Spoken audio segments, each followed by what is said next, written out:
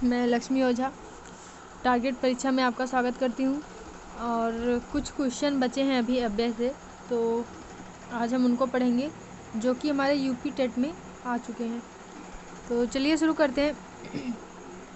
पहला क्वेश्चन है, अव्यय शब्द है, इसमें 4 ऑप्शन दिए गए हैं और पूछ रहा है कि कौन सा अव्यय है। तो देखिए इसमें हमारा सर्वदा जो है ये हमारा अव्यय है। और सर्वतः, अत्र, तत्र, सर्वथा, एकदा, द्विधा, अनेकशः, अक्षरशः, शब्दशः, ये सब क्या होते हैं? अव्यय होते हैं। और उप, यथा, यथा, ये सब भी क्या होते हैं? अव्यय होते हैं। यथा, अत्र, तत्र, किम, कुत्र, कदा, स्वः, अन्तः, प्रातः, पुनः, उच्चैः, निच्चैः, शनैः, ऋतैः, पृथक, अद्य, ईषत्, ये सब क्या होते हैं? ये सब होते हैं अव्यय। ठीक। और जो हमारे अव्यय होते हैं वो उपसर्ग लगाकर भी बनते हैं और क्रिया विशेषण भी लगाकर बनते हैं। क्रिया विशेषण हमारा है अद्य, अत्र, अधुना, अभिता, किल, ये सब क्या है? क्रिया विशेषण।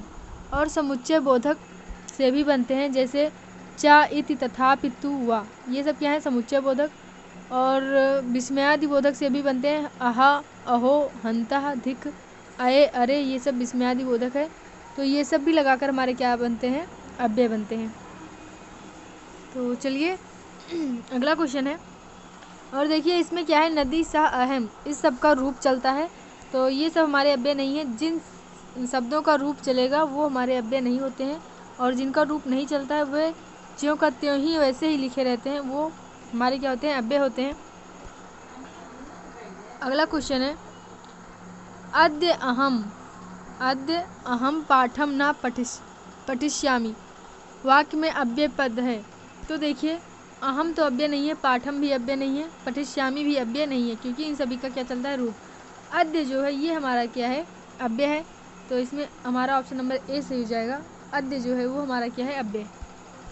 अगला क्वेश्चन है, चिरात शब्द द्योतक है। तो देखिए कल हमने पढ़ा था अचिरम, अचिरेण, तो इन सब का अचिरम, अचिरेण, अचिराई, ये सब क्या है हमारे? ये शीघ्र के अर्थ में होते हैं। लेकिन जब चिरात होता है ये सब क्या होते हैं? चिरात, चिरेण, चिराई, ये सब हमारे जो है दूरी का अर्थ बताते हैं। तो ये जो है इसमें हमारा ऑप्शन नंबर ए सही हो जाएगा। दूरी का अर्थ बताने के लिए चिरात का प्रयोग किया जाता है।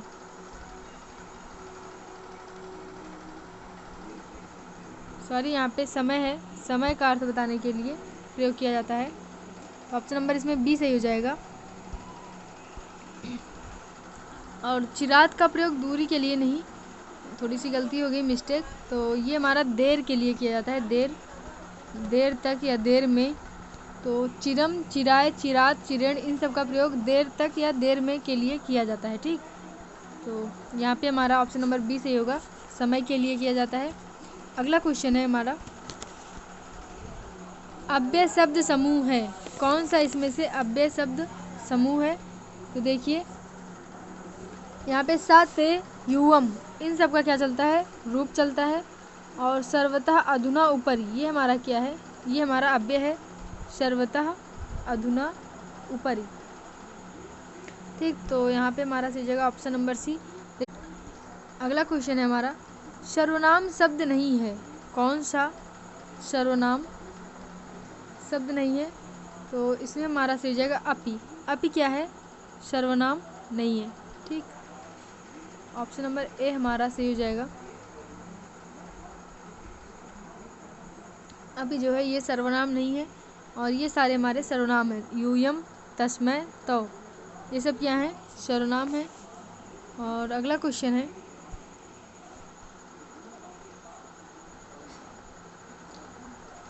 निम्नलिखित में से कौन सा पद अव्यय है? तो देखिए लता, गुरु और राम, इन सब का क्या चलता है? रूप चलता है। लेकिन यथा का रूप नहीं चलता है, और यथा क्या है? हमारा अव्यय है। ठीक।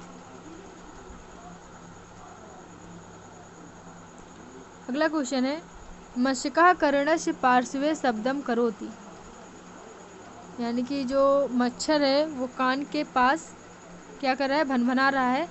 तो वाक्य में अव्यय पद है, तो यहाँ पे कौन सा अव्यय पूछ रहा है? कौन सा अव्यय है? तो देखिए मशकः जो है ये हमारा अव्यय होगा नहीं। ठीक। करड़स्य भी अव्यय नहीं होगा क्योंकि इसमें देखिए रूप चल रहा है। और यहाँ पे हमारा पार्श्वे जो है ये हमारा क्या हो जाएगा, अव्यय। शब्दम करो तो ये भी अव्यय नहीं है। ठीक, तो यहाँ पे पार्श्वे हमारा सही हो जाएगा, यानी कि पीछे। कह रहा है अव्यय पद नहीं है। कौन सा अव्यय पद नहीं है? तो हमारा जो अव्यय पद नहीं है, तो यहाँ पे देखिए दिसम जो है ये हमारा क्या है, अव्यय पद नहीं है। ठीक, दिसम जो है ये हमारा क्या है, अव्यय पद नहीं है, क्योंकि इसका रूप चलता है। और देखिए जो हमारा गंतुम है ये हमारा अव्यय पद है, क्योंकि इसमें तुमुन प्रत्यय लगा हुआ है, और जो हमारे तुमुन प्रत्यय होते हैं वो क्या होते हैं, अव्यय होते हैं। ठीक, तो यहाँ पे दिसम हमारा क्या हो जाएगा, अव्यय पद नहीं है। अगला है संप्रति वायु प्रदूषण से दूरी करणाय नगरे उद्यानम आवश्यकम। वाक्य में अव्यय पद है, तो देखिए यहाँ पे कौन सा अव्यय पद है? तो संप्रति जो है ये हमारा क्या है, अव्यय है, और ये सारे हमारे अव्यय नहीं है क्योंकि सभी के रूप चलते हैं। तो संप्रति जो है ये हमारा अव्यय नहीं है। आगे चलते हैं। और संप्रति का मतलब होता है इसी समय। ठीक, संप्रति का मतलब क्या होता है, इसी समय या अब। और सांप्रतम का मतलब होता है इसी समय, अब, ठीक या युक्त। ये सब सांप्रतम का मतलब होता है। और संप्रति का मतलब होता है इसी समय, इसी समय या अब।